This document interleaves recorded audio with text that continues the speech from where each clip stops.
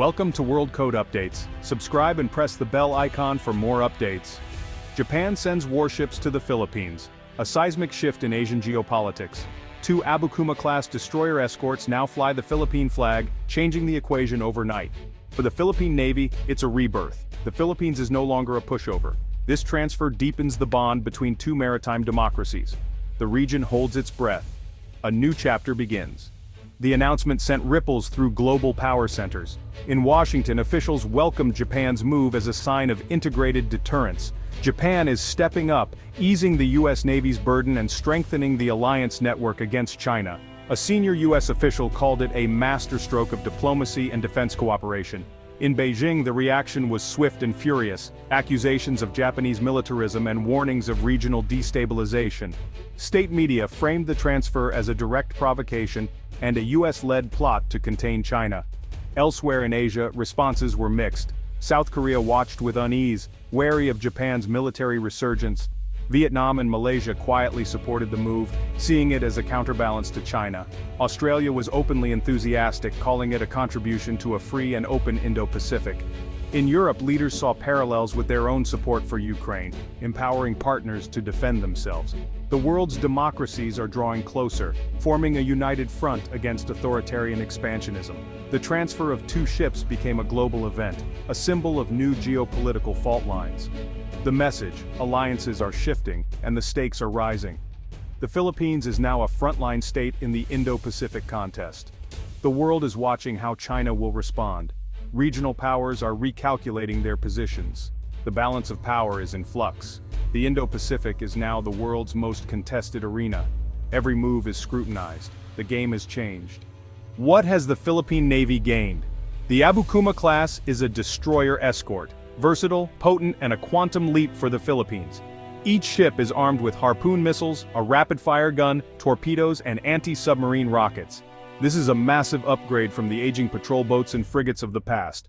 The most critical addition: advanced anti-submarine warfare. The South China Sea is a submarine playground. Now the Philippines can hunt and deter underwater threats. These ships close a major capability gap, allowing better protection of sea lanes and monitoring of foreign submarines. The presence of a capable ASW platform changes the strategic calculus for any adversary. Beyond hardware, the transfer includes training and support. Japanese experts will work alongside Filipino crews, sharing decades of experience. This builds human capital and fosters interoperability, crucial for any real alliance. It's not just about equipment, it's about partnership and shared understanding. The symbolism matters. These ships represent international support for the Philippines' maritime rights. The 2016 arbitral ruling needs enforcement. These ships provide it. Japan is putting steel behind its words. For Filipino sailors, morale soars. They're no longer alone. They have better tools and the backing of a powerful neighbor. This is a new chapter for the Philippine Navy. The fleet is modernizing and the nation's confidence is rising. The message to adversaries: the Philippines can now defend its waters. The message to allies: the Philippines is a partner worth supporting. The Abukuma-class ships are more than steel, they're a statement. The region is watching, the stakes are real. The handover ceremony unfolded at sea off Subic Bay, a site rich with symbolism. Once the largest U.S. naval base overseas, Subic Bay now hosts a new partnership. Japanese and Philippine flags flew side by side, national anthems echoed across the water. High-ranking officials spoke of shared values and a common vision. The Philippine president called it a new era of strategic partnership, emphasizing defense, not aggression. The Japanese defense minister highlighted the special bond between two island democracies. The ceremony was a masterclass in public diplomacy. For sailors, it was personal: months of training, friendships forged, respect earned. As the Philippine flag was raised, cheers and tears marked a moment of national pride. "Today we feel stronger, we are ready to defend our seas," said a young officer. The event was carefully choreographed to send a message. Observers from the US and Australia underscored a united front. This was not just a bilateral deal, it was part of a broader, multilateral effort for stability. The image of four navies together was powerful collective security in action. It signaled to Beijing that its actions are forging new coalitions. The ceremony was more than pomp. It was strategic communication to the world. The alliance is now visible, not just in words but in action. The Philippines stands taller, backed by friends. The region takes note. The world sees a new partnership taking shape. The stakes are clear. The message unity is strength, the alliance is real. The future is being written at sea. To grasp the gravity of this moment, look at Japan's history. After World War II, Japan's pacifist constitution renounced war and limited its military to self-defense. For decades, transferring warships abroad was unthinkable, but the world has changed, and so has Japan. China's rise and North Korea's threats have forced a strategic rethink. Japanese leaders now argue for a more active regional role. Legal reinterpretations and new laws have enabled collective self-defense and defense equipment transfers.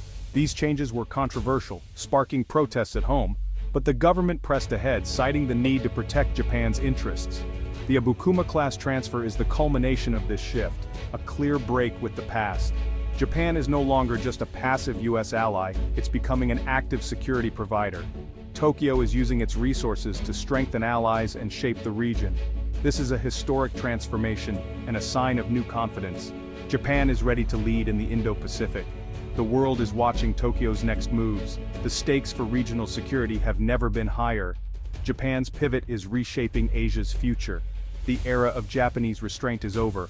This transfer redraws Asia's security map. The US remains the dominant Pacific power, but it's stretched thin. America's strategy now relies on capable allies. Japan's move fits perfectly. The first island chain from Japan through the Philippines is now stronger. A more capable Philippine Navy complicates China's military planning. Beijing sees this as encirclement, a direct threat. China's likely response: more military pressure, economic coercion, and diplomatic pushback. For Australia and other US allies, a stronger Philippines is a win, reinforcing collective defense. ASEAN nations are split. Some welcome the counterweight to China, others fear rising tensions. The Great Game at Sea is intensifying, a complex chess match with high stakes.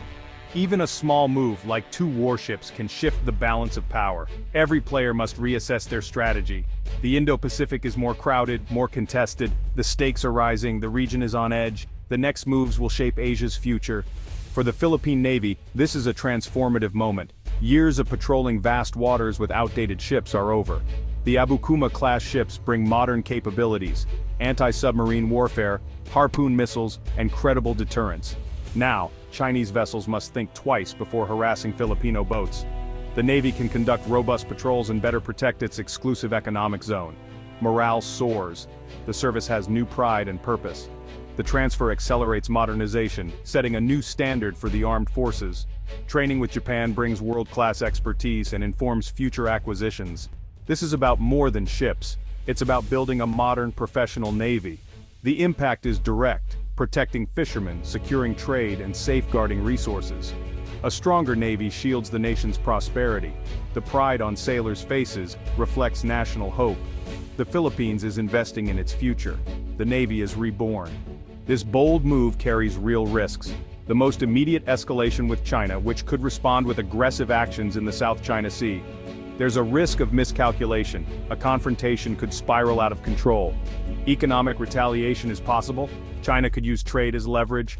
Leaders in Manila and Tokyo must balance security gains against potential economic pain.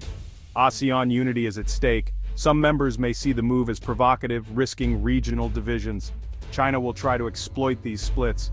Domestic critics in both countries worry about entanglement in great power rivalry.